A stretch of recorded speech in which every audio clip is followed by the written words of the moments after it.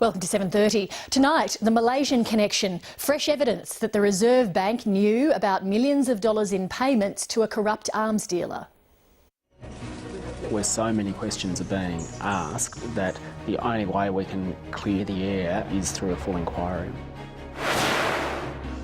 And Australia's surfing scientist on the verge of a breakthrough in treating autoimmune diseases. You've got to understand this immune system. It's like uncharted islands. The scandal over alleged bribery and corruption in companies owned by the Reserve Bank is deepening.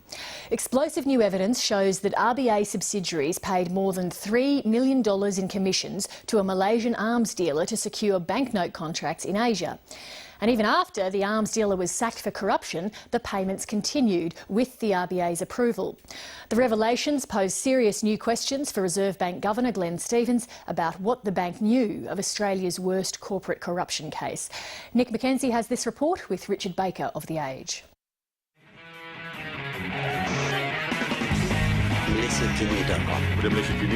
The bribery scandal that is engulfing the Reserve Bank of Australia has reverberated across the globe. Last year in Kuala Lumpur, the former Assistant Governor of Malaysia's central bank was charged with taking bribes in return for handing contracts out to two Reserve Bank subsidiaries, Note Printing Australia and Securrency.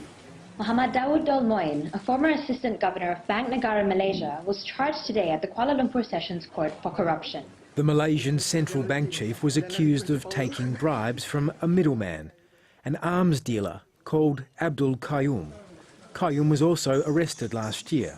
Businessman Abdul Qayyum Sheikh Ahmad has also been charged for giving Dawood the bribe. Abdul Qayyum is an arms dealer based out of this office in Kuala Lumpur, where he runs a company called Axivest. The company's former website shows Qayyum worked for a Pakistani weapons supplier, Air Weapons Complex, which sells laser-guided bombs. Qayyum is one of the many, maybe thousands of middlemen, agents, or whatever you want to call them, who move around in these circles hoping to make a break, make one big killing, and then share their loot with whoever they're fronting for. In 1999, the wholly owned RBA firm Note Printing Australia hired Abdul Qayyum to help it win contracts in Malaysia to turn the ringgit from paper to plastic. The 5 ringgit note was the first to go polymer, and the RBA's second plastic banknote company, Securrency, also put Qayyum on their payroll. He would have met someone in the political ladder, and he would have said, listen, I've got some ways you can make money, right? I got this Aussie deal, I've been approached, or whatever it is. And then the other guy would have got into the picture. Leading Malaysian investigative reporter R. Nariswaran has spent years probing the grubby crossover in Malaysia between business and politics. He says to make deals, Qayyum used his connections in the powerful UMNO political party, including his partner, politician turned party operative Abdullah Hasnan Kamarudin. A lot of these middlemen are small-time players. You see, the big guys do not want their names sullied, or they don't want to be caught with their pants down. So they use people to front for them. The relationship between Abdul Qayyum and the Reserve Bank companies has remained a mystery for years. But 7:30 can reveal that top Reserve Bank officials not only knew of Qayyum's highly suspect dealings, but even approved payments to Qayyum after he was sacked over corruption concerns. If these revelations are true, I think it really strengthens the call for a full Royal Commission into who knew what when at the highest levels of the Reserve Bank, and it adds to, I think, the growing cloud over the Reserve Bank at the moment in questions of corporate governance that really needs to be lifted.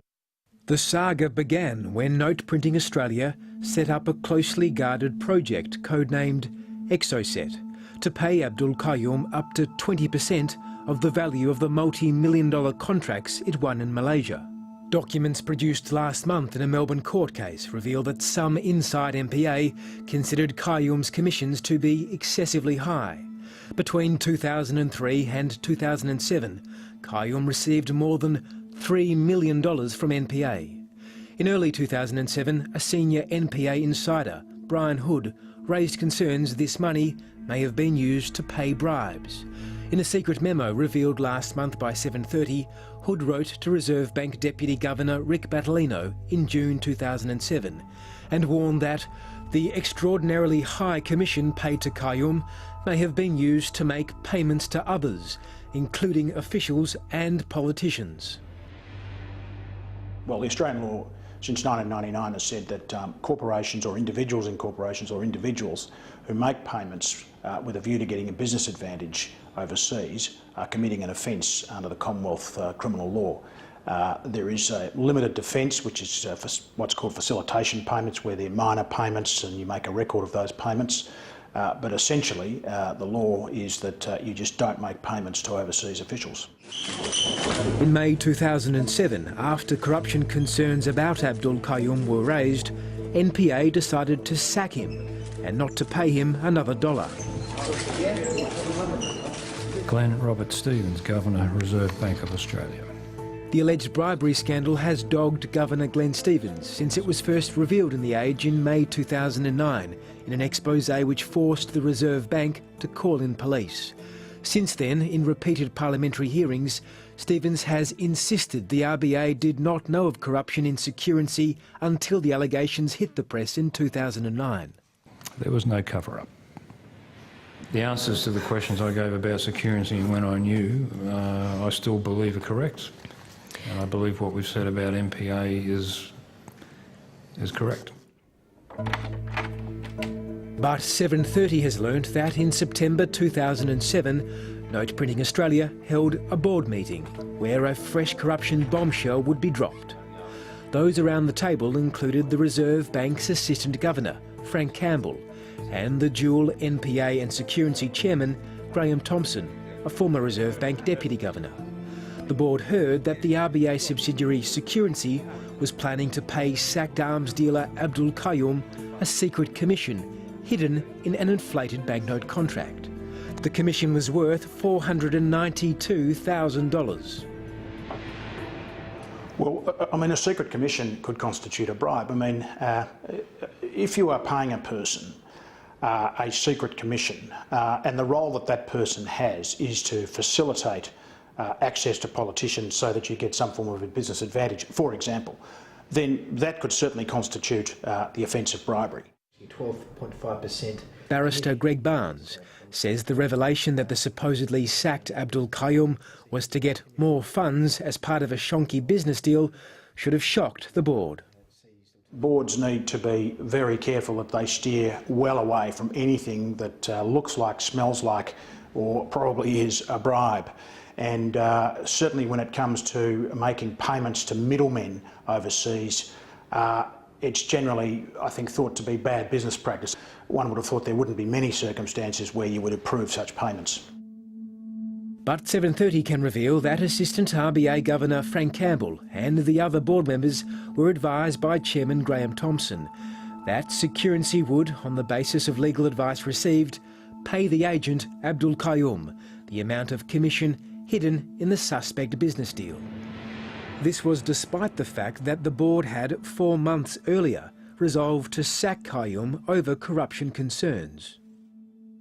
There needs, though, to be an examination of the governance arrangements of the RBA, because this all happened in circumstances where you had the board of the RBA and underneath it these subsidiaries. So effectively you've got to look at the board's conduct, the subsidiaries' conduct, and find out how it was that these quite huge sums of money were paid to people in circumstances which I think many would say were at least questionable.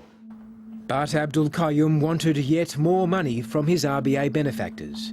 So 2 months later, Qayyum got his partner, Malaysian political operative Abdullah Hasnan Kamarudin, to write directly to the Reserve Bank. His letter to Assistant Governor Frank Campbell included a none-too-subtle reminder of just why it was Qayyum and Kamarudin had been hired by the RBA firms in the first place. Dear Sir, I managed to personally convince my Prime Minister, Finance Minister and the Malaysian Cabinet to accept and adopt polymer banknote technology. After this letter came yet another payment. In 2008, the sacked Abdul Qayyum got a further $600,000 from NPA, which was paid yet again with the knowledge of senior serving and former RBA officials. I always maintain, if there are no givers, there will be no takers.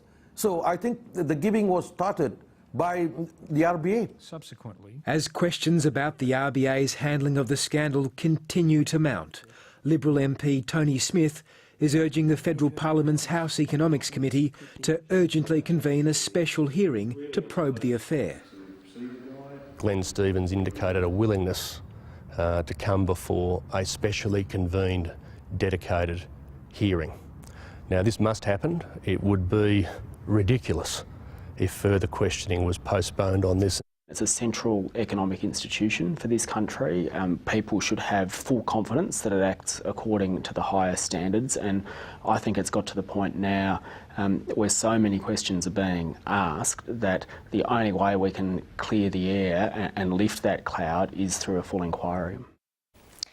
The Reserve Bank sent 7:30 a statement in response to questions, saying the bank's executives acted in good faith and with integrity.